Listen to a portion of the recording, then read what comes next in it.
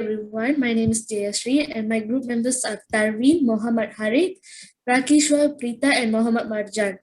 So today we're going to present about quality by design for suspension and suspension dosage form and the pharmaceutical quality assurance subject. So let me start my presentation by giving a small introduction. Based on sound science and quality risk management, QBD is a systemic approach to development that begins with established objective and emphasize product and process understanding and process control. In easy word, QBD is a structured process for designing and launching new products. Products include goods, services, information, or internal processes. A high quality product meets specific customer needs so effectively that they will buy or use more of the product in preference to other sources for meeting the need. So for control strategy is designed to ensure that a product or required quality will be produced consistently. The elements of the control which contribute to the final product quality is including in-process controls, the controls of input material such as drug substances or excipients, and then intermediates means in-process materials, container closure system, and drug products. So our QBT for suspension is a planned set of control for critical material attributes, which is CMA and CPP, critical process parameters, that ensure process performance and product quality based on current product and process understanding. Next, I will pass my group members to further presentation. Thank you, Jayashree. So now we will look into QTPP. Okay. First of all, QTTP stands for Quality Target Product Profile, which defined as a prospective summary of the quality characteristics of a drug product that ideally will be achieved to ensure the desired quality by taking into account safety and efficacy of the drug product.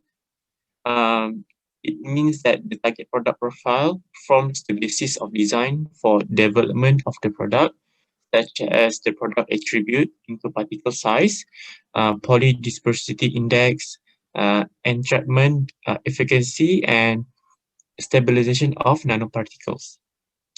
Next.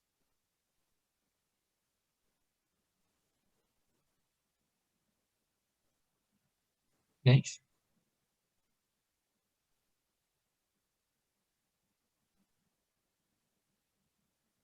Okay.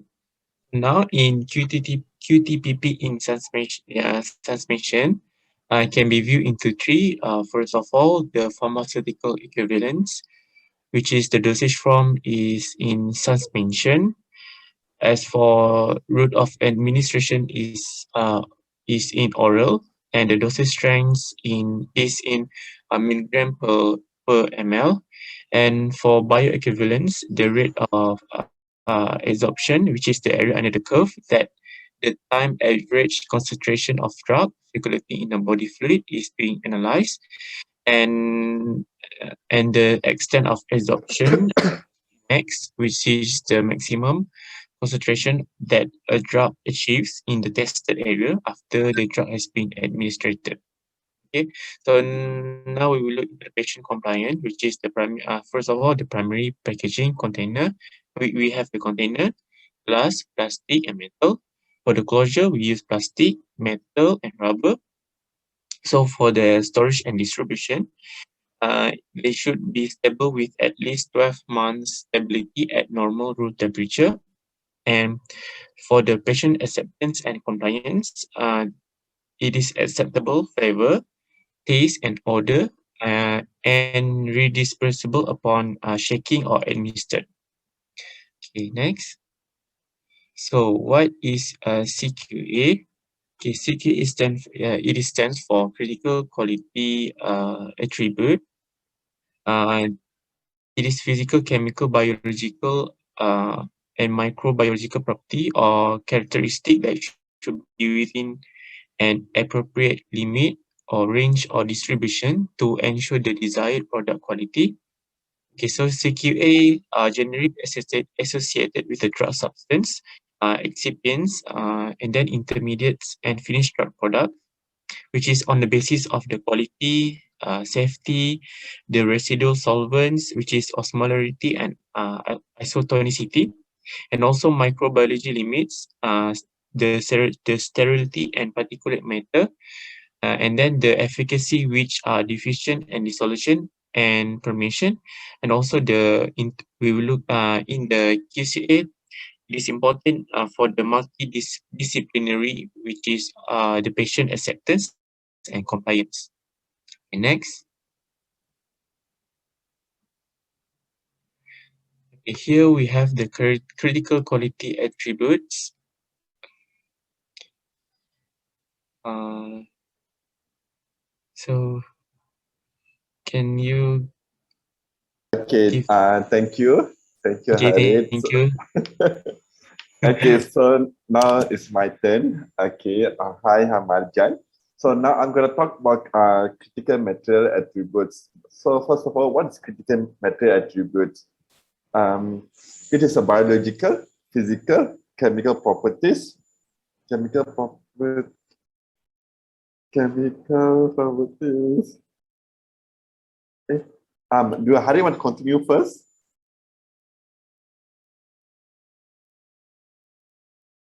It's okay. You can proceed to your slide.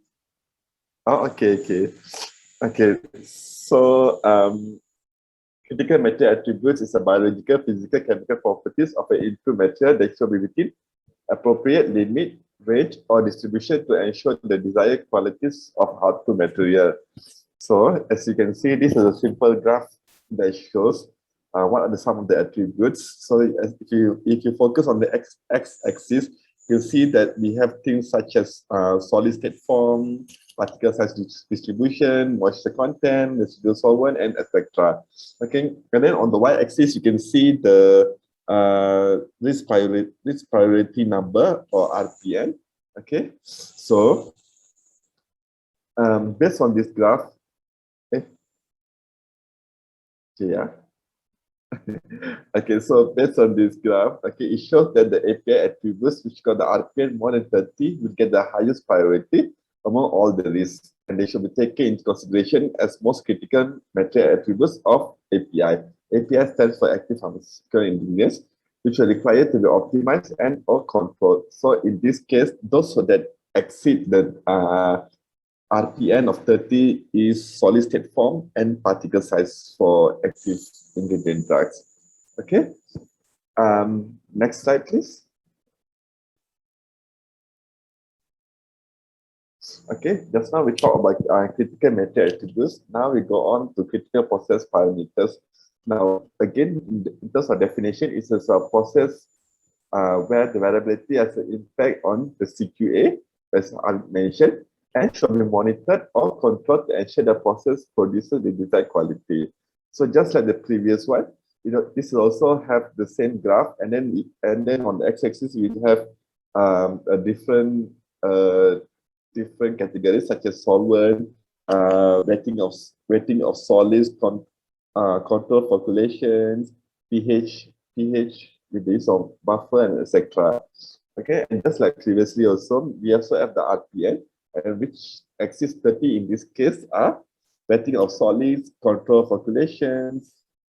Then we have body with the hydrocolloids, filling, capping, and sealing with nitrogens.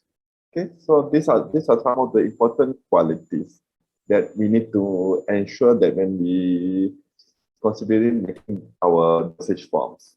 Okay, next. Okay, so what are the relationship between critical material attributes, critical process parameters, and critical quality assurance? So this is a simple diagram that shows. So it starts with critical material attributes, which is the materials when we're going to need it. And then when we start doing the operations and starting doing the processes, that's where the critical process parameter comes in throughout the process. Okay, all are the things that you have to consider. And then finally, you have critical quality assurance. You have to make sure that the output materials have the specific qualities and etc. Okay, next slide. Okay, before I pass on to my next member, I just want to say, in basically what my point is that for to do a dosage form, first we have two important things to consider. The first thing is that critical material attributes, or to put in more simple words, is important material properties. Okay, and also as for critical process parameter, we can say important process properties. So in terms of critical material attributes, what are the important properties that we have to consider about the starting ingredients? And then in terms of process parameters, what are the important process that we should take into consideration? Some processes are important, some processes are not important. Those important process will affect greatly your final products if it's not done properly. And the same thing also for materials. If you choose the wrong materials, some materials it's okay if you use a different material, so because you won't affect that much based on the RPM we saw just now, but some will greatly affect. So that's what I'm trying to say for my points. Thank you. I pass on to Tarvi. Thank you, Marjan, for your explanation. Okay, I will explain on what is the designing of the expression basically in this kind of experiment. So, design of experiment is basically a systemic series of the experiment basic needs.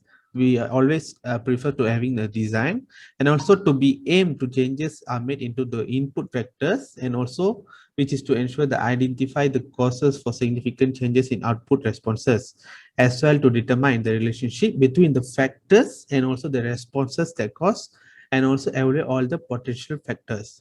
So there is a design space which is defined as a multi-dimensional combination and also interaction, which is of critical material attribute and also critical process parameter. So this design space is basically needed to provide the quality assurance. So next.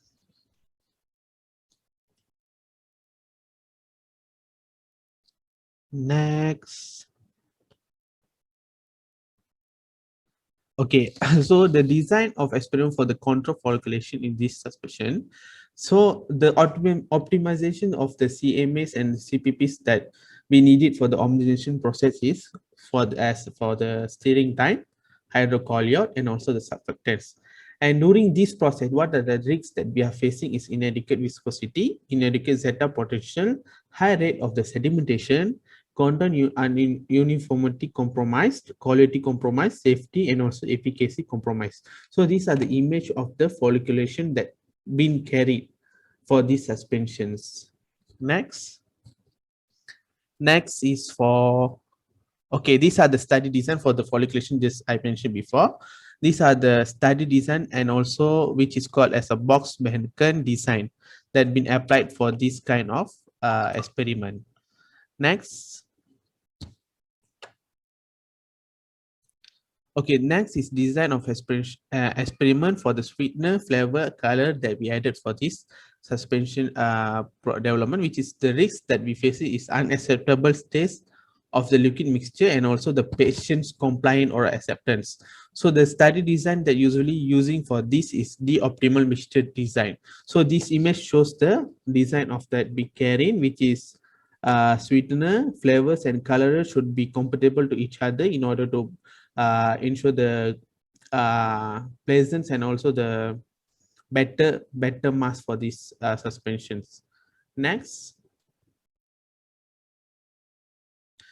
is design for preservative system that we are adding, which is buffering agents, antioxidant, and also antimicrobial.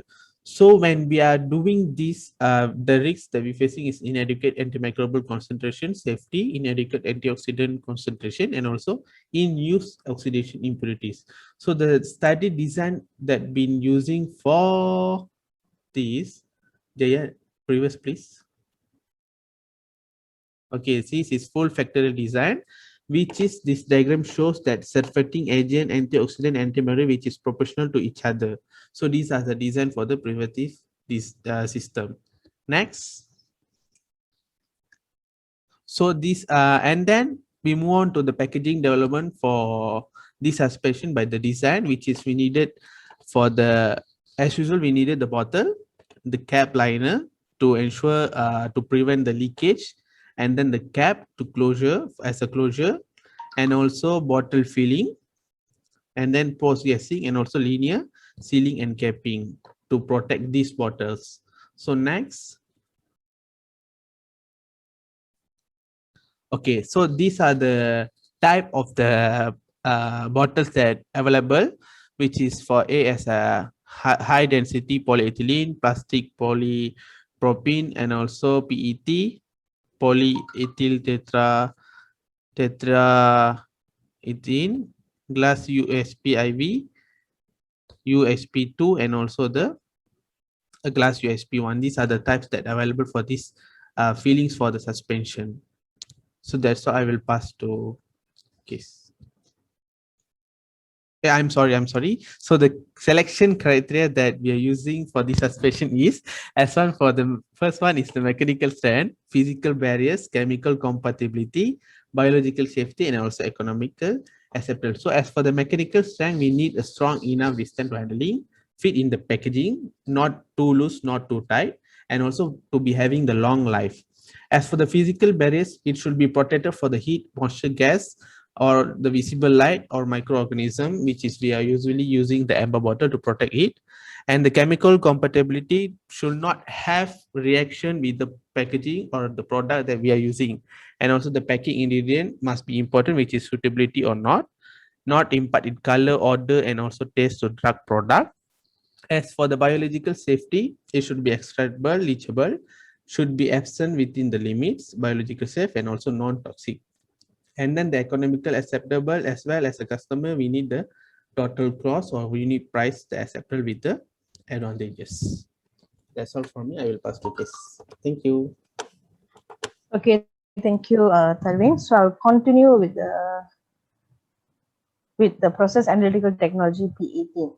So now PAT is known to be a system that is used for the purpose of designing, analyzing, and as well as controlling the pharmaceutical manufacturing processes.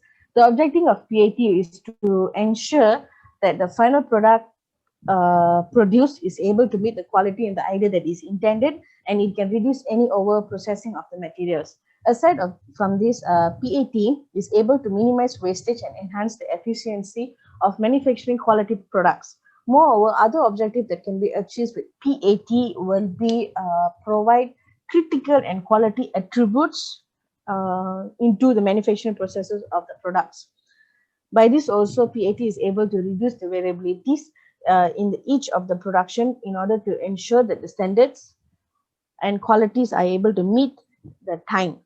Apart from this, we are able to see the reduction of cycling time, prevention of any rejection in the batches as well, and will be able to achieve the target of real-time release. The application of PAT is vastly used in these industry processes. This includes of drying process, cleaning, table and capsule manufacturing, analysis of products, raw material dispensing, and many more.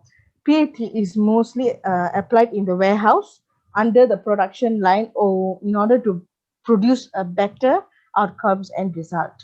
So when the PAT, the application in the pharmaceutical industry is it's aligned with the FDA, as is able to design and analyze and also control the pharmaceutical manufacturing processes through the measurements of the critical process parameter that can affect the quality attributes in the active pharmaceutical ingredients. Looking further, the guidance of analytical technology enables the implementation of a regulatory framework that will directly encourage voluntary development and will implement the innovative pharmaceutical development, manufacturing, and also quality assurance. Furthermore, the analytical process also involves the interactions between the analysis and the collection of the aggregated data that may be reformulated into the alternate repersonalization form, which does result into an improve of analytical performance. By implementing PAT is able to enable an effective cost reduction by acting on the quality control, which is closer on the production line, thus producing a quality yet cost efficiency of a product. Moreover, the implementation of PAT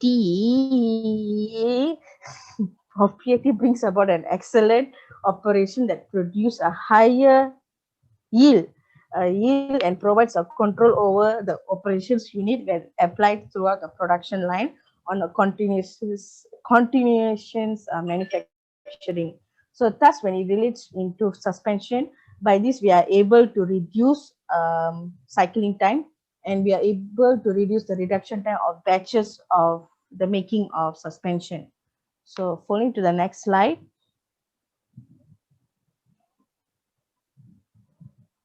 Okay, the next aspect of PAT will be in order to ensure a successful implementation in this framework, with several categories is need to be met, which includes the picking of a simple process such as building a monitoring system. Next, all the details of the products as well is understood and uh, explained in the process. Apart from this, the information is able and easily collected and accessible through the instrumentation that is being utilized. Another criteria will be is to understand the appropriate intervals for collecting the data in order to be analyzed, which includes evaluating the tools available for reading and synchronizing the data. Moving on, to ensure the successful PAT project, a combination of three main PAT tools is necessary. This includes the multivariate data acquisition and the data analysis tool, which is usually an advanced software package which helps in the design experiment, collection raw data, and statistically analyzing this data in order to determine what parameter of CPP. Apart from this, PAC, process analytical chemistry tool, which are in line and online on analytical instruments that are used to measure the parameters that have been defined as CPP. These parameters are mainly near infrared spectrophotometer, which is called NIRS, but also includes biosensor, Raman spectroscopy, fiber optics, and others.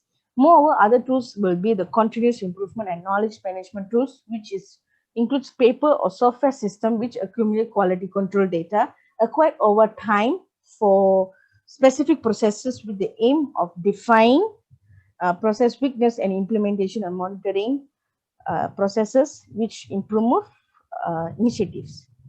So following by will be the PAT's advantage and disadvantage in the implementation.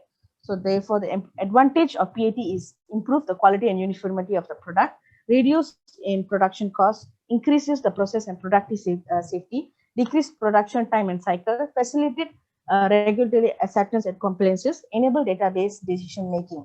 Whereas the disadvantage of PAT will be the initial cost of implementation for PAT, modification to existing PND infrastructure, initial staff training, and then last will be the regulatory and control strategies need to be obtained. The next slide. Guys, we cut here because less than.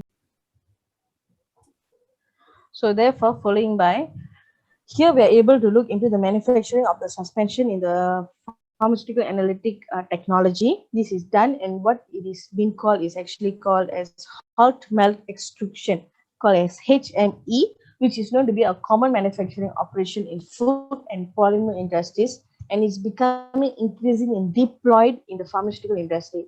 With the continuous efficient of HME, we are able to combine the several polymer drug mixing and processes steps as well. It is well used in manufacture as its large, expensive batches and of extruded materials. Thus, the production composition will be monitored at consistency, which is able to ensure throughout the batch. The offline techniques can be utilized for compositional measurement, but the nature of the polymer does extrudate, and the drug extraction will make a simple preparation difficult. Therefore, when we utilize HME, the NR will eliminate the need for the sample to prepare and the time consuming on flight and less. Apart from the uniformity content, NIR can be used for the extruder performance verification. NIR or RAMET can be used for assessing the extruded performance verification, and then able to also have assessing polymer layer thickness in multi polymer systems, which also, in addition, when the extrusion process is interfaced with Raman, the crystal form of the drug can be monitored. Following next. Next slide.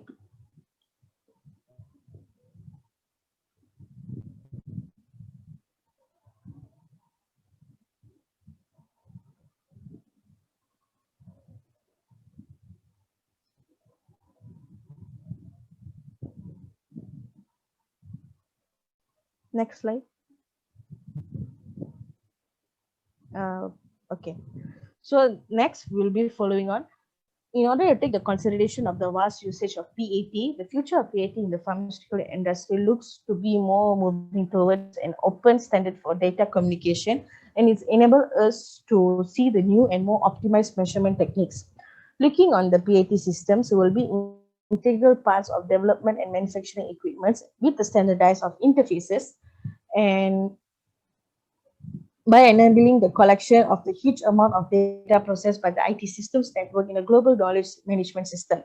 By implementing this approach, it will enable the development of a high level of product and can be able to process the knowledge, and even during the relative early phase of the drug development and the culminate in the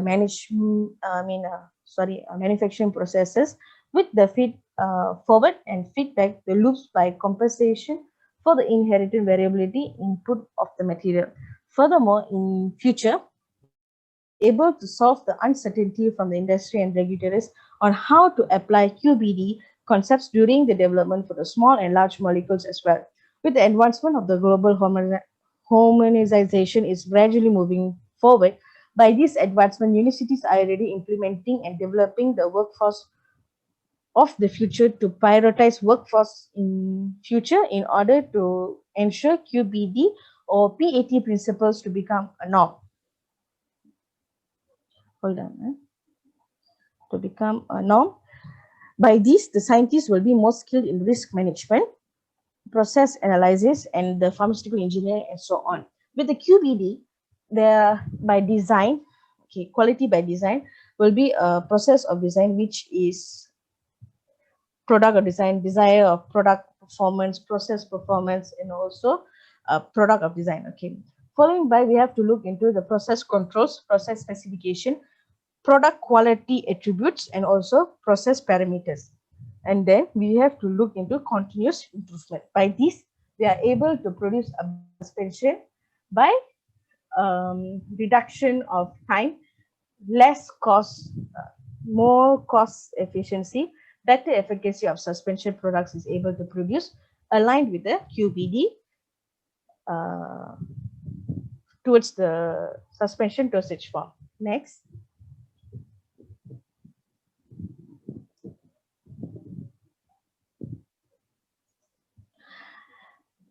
So therefore, quality design approach will have four main things, which is upstream process, downstream process, continuation process, and analytical and formulation.